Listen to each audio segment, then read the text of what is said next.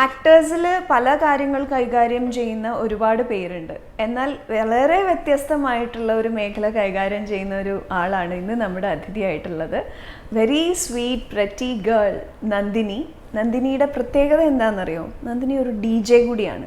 നമുക്ക് വിശേഷങ്ങൾ ചോദിച്ചറിയാം. Nandini, welcome to Sunday funday. Thank U.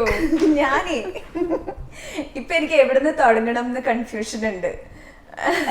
എല്ലാവർക്കും കൊറേ എന്താ പറയാ ഫേസസിലൂടെ കടന്നുപോയ ഒരാളുടെ അടുത്താണ് ഞാൻ ഇരുന്ന് സംസാരിക്കണത്. അതിലുപരി കുറച്ചിങ്ങനെ ഞാൻ ഫിസിക്കലി ഉള്ള അപ്പിയറൻസ് നോക്കിയപ്പോ അതിലും എന്തൊക്കെയോ എക്സ്ട്രാ ഉണ്ട്. ഞാൻ സാധാരണ കാണാത്ത ആൾക്കാരിൽ നിന്ന് എന്തൊക്കെയോ എക്സ്ട്രാ ഉണ്ട്. ഞാൻ ആദ്യം വിചാരിച്ചു ഈ പല്ലില് ലിപ്സ്റ്റിക് ആണെന്ന്. പല്ലില് ലിപ്സ്റ്റിക് തുടച്ചോളൂ എന്ന് പറഞ്ഞപ്പോഴാണ് സ്നേഹത്തോടെ ആരോ സമ്മാനം ചെയ്തത്. അതെ അതെ, എന്റെ ഡെന്റിസ്റ്റ് വളരെ സ്നേഹത്തോടെ എനിക്ക് വെച്ച് തന്നൊരു ക്രിസ്റ്റലാണിത്. ലിപ്സ്റ്റിക് അല്ല. എനിക്ക് കാണാൻ പറ്റുമെന്ന് എനിക്കറിയത്തില്ല. വേണമെങ്കിൽ തിളങ്ങുന്നുണ്ട് ചെറുതായിട്ട്. നല്ല തിളക്കുണ്ട്. ഒന്നുകൂടി ഇങ്ങനെ നോക്കുമ്പോഴാണ് അതെ, ആദ്യം പല്ലിൽ എന്തോ ഇരിക്കുന്ന പോലെ തോന്നുന്നു. അതെ, പലരും എന്നോട് അത് പറഞ്ഞിട്ടുണ്ട്. അതെ, പല്ലിൽ എന്തോ ഇരിക്കുന്നു. ഞാൻ പറഞ്ഞ അത് പല്ലിൽ ഞാൻ വെച്ചിരിക്കുന്ന സാധനം, അതൊരു ക്രിസ്റ്റലാണ്.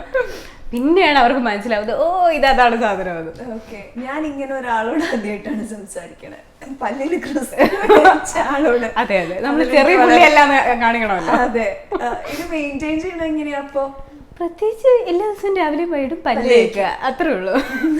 ഞാൻ പല്ല് തേക്കുക, അതിന് തടസ്സമൊന്നുമില്ല. ഇത് ഇളകി പോകുന്നുള്ള അങ്ങനെയൊന്നുമില്ല.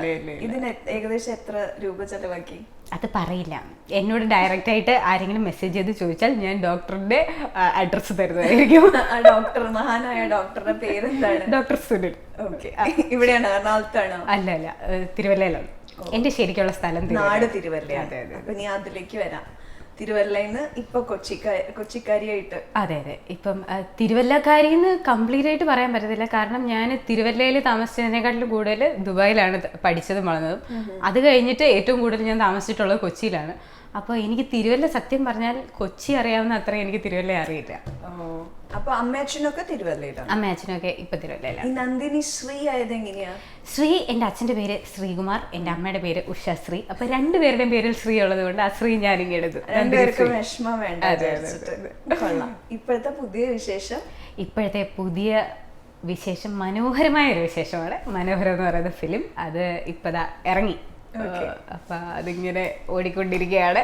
മനോഹര എത്രത്തോളം മനോഹരിയാക്കി നന്ദിനി എന്ന് പറയുന്ന ഒരു വ്യക്തിനെ? അതൊരു എൻറ്റയർലി ന്യൂ എക്സ്പീരിയൻസ് ആയിരുന്നു. നല്ലപോലെ മനോഹരിയാക്കി എന്ന് പറയാം. കാരണം ഞാൻ ഇത്രയും വലിയ സ്റ്റാർസിൻ്റെ കൂടെ ആദ്യമായിട്ടാണ് വർക്ക് ചെയ്യുന്നത്. ത്രൂ ഔട്ട് ഒരു റോൾ ആദ്യമായിട്ടാണ് വർക്ക് ചെയ്യുന്നത്. സോ ഇത്രയും ഒരു ബിഗ് സ്ക്രീനിൽ ഇത്രയും ഒരു exposure this is for the first time. So I enjoyed it. It was really nice. പിന്നെ എല്ലാവരുടെയും കൂടെ ഇത്രയും വലിയ ആർട്ടിസ്റ്റുകളുടെ കൂടെ വർക്ക് ചെയ്യാൻ പറ്റിയതിൽ ഒരുപാട് സന്തോഷം. എന്താ ക്യാരക്ടർ? എന്താ? എൻ്റെ ക്യാരക്ടറിൻ്റെ പേര് മാലതി എന്നാണ്. അതിനകത്ത് മാലതി സംഭവം മനോഹരം എന്ന് പറയുന്ന സിനിമ മുഴുവൻ നടക്കുന്നത്, ആ കഥ മുഴുവൻ നടക്കുന്നത് പാലക്കാട് ബേസ് ചെയ്താണ്. പക്ഷെ ഞാൻ മാത്രം പാലക്കാടുകാരിയല്ല, ഞാൻ കോട്ടയംകാരിയാണ് ഇതിനകത്ത്. ചിലപ്പോൾ എൻ്റെ സ്ലാങ് കൊണ്ട് ഡയറക്ടർ തന്നെ തീരുമാനിച്ചതായിരിക്കാം കോട്ടയത്ത് തന്നെ വെച്ചേക്കാവുന്നത്. അപ്പോൾ ഞാനൊരു LIC ഏജൻ്റാണ് അതിനകത്ത്. നായികയുടെ ഫ്രണ്ടാണ്. അപ്പോൾ നായിക വളരെ പാവം, ഭയങ്കര സ്വീറ്റായിട്ടുള്ള, വളരെ സോഫ്റ്റ് സ്പോക്കൺ ആയിട്ടുള്ള കുട്ടിയാണ്.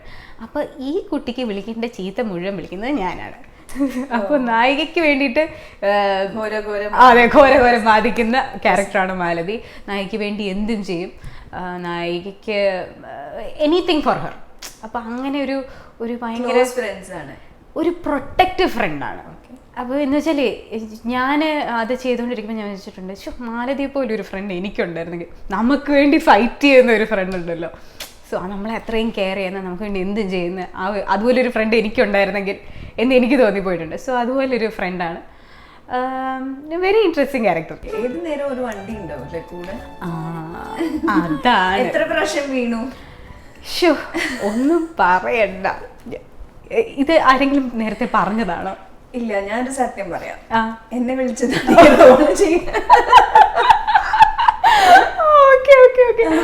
എന്നോട് അൻവറൊക്കെ പറഞ്ഞിരുന്നത്. അപ്പോൾ രചന ചേച്ചിക്ക് വെച്ചിരുന്ന ക്യാരക്ടറാണ് എനിക്ക് തന്നത്. Okay, so thank you so much. അതുകൊണ്ട് എനിക്കത് ചെയ്യാൻ പറ്റി. അപ്പം എനിക്ക് ലൈസൻസ് ഉണ്ടെങ്കിലും ഞാൻ എറണാകുളത്ത് ഒരു 3-4 ആക്സിഡൻറ്റ്സ് ഉണ്ടാക്കിയതിന് ശേഷം എൻ്റെ വീട്ടിൽ നിന്ന് പറഞ്ഞു, മോൾ ഇനിയും 2 വീലർ ഓടിക്കണം എന്ന് പറഞ്ഞ് 2 വീലർ ഞാൻ ഒരു 4-5 വർഷമായിട്ട് ഓടിക്കാതിരിക്കുകയായിരുന്നു. അപ്പോഴാണ് ഇത് വരുന്നത്. അപ്പോൾ എന്നോട് പറഞ്ഞു ഓടിച്ച് പഠിക്കണം, പുറകിലെ നായികയായിരിക്കും എന്ന് പറഞ്ഞു. എനിക്ക് ആകെ ടെൻഷനായി. എനിക്ക് ഒറ്റയ്ക്ക് ഓടിക്കാനേ പറ്റത്തില്ല, ഇനിയും പുറകിൽ ഒരാളെയും കൂടെ വെച്ചുകൊണ്ട്. എനിവേസ് ഒരാഴ്ച ഞാനൊന്ന് പ്രാക്ടീസ് ചെയ്തു. അവിടെ ചെന്ന് കഴിഞ്ഞപ്പോഴത്തേക്കും ആക്റ്റീവ ഭയങ്കര ഹെവിയാണ്. എൻ്റെ ഒരു സൈസിന് ആക്റ്റീവ ഭയങ്കര ഹെവിയാണ്. ഒരു 2-3 പ്രാവശ്യം ഇടിച്ചു. എല്ലാവരുടെയും നമ്മളപ്പം ഏതോ ഒരു സീനിൽ ഞാനും വിനീതേട്ടനും മാത്രമുള്ളൊരു സീനുണ്ട്. അപ്പോൾ ആ സീൻ കഴിഞ്ഞിട്ട് ഞാൻ വന്ന് അവിടെ സ്കൂട്ടറിൽ വന്ന് നിൽക്കുന്നു. വിനീതേട്ടനോട് കുറച്ച് കാര്യങ്ങൾ പറയുന്നു. സ്കൂട്ടർ എടുത്ത് ഭയങ്കര സ്പീഡിൽ പോകുന്നു. അവിടെ തൊട്ടപ്പുറത്ത് മോണിറ്റർ ഇരിക്കുന്നു, ഡയറക്ടർ ഇരിക്കുന്നു. അവരൊക്കെ ജസ്റ്റ് മിസ്സാണ്. ഞാൻ സ്കൂട്ടർ എടുത്തുകൊണ്ട് പോയതും ഞാൻ അലറി. കാരണം എൻ്റെ കയ്യിൽ നിന്ന് ഈ സാധനം പോയെന്ന് എനിക്ക് മനസ്സിലായി. എല്ലാവരും കൂടെ ചാടി വീട് പിടിച്ച്. എന്താണെങ്കിലും മേജറായിട്ടുള്ള പ്രശ്നമൊന്നും സംഭവിച്ചില്ല. പിന്നെ വെറുതെ നിന്നിരുന്നൊരു പോസ്റ്റിനെ ഞാൻ പോയി ഇടിച്ചു. ഭാഗ്യത്തിന് ഞങ്ങളുടെ നായികയ്ക്കൊന്നും പറ്റിയില്ല. നായിക എപ്പോഴും എൻ്റെ ബാക്കിലുണ്ട് കേട്ടോ. പക്ഷേ ഈ നായികയ്ക്ക് അറിയാം എനിക്കിങ്ങനെ ഒരു പ്രശ്നം ഉണ്ടെന്ന്. അതുകൊണ്ട് എപ്പോഴും ചാടാനായിട്ട് റെഡി ആയിട്ടാണ് നായിക ഇരിക്കുന്നത്. അപ്പോൾ 2-3 പ്രാവശ്യം സംഭവിച്ചപ്പോഴത്തേക്ക് അവർക്ക് മനസ്സിലായി, ചാടി ഇറങ്ങും.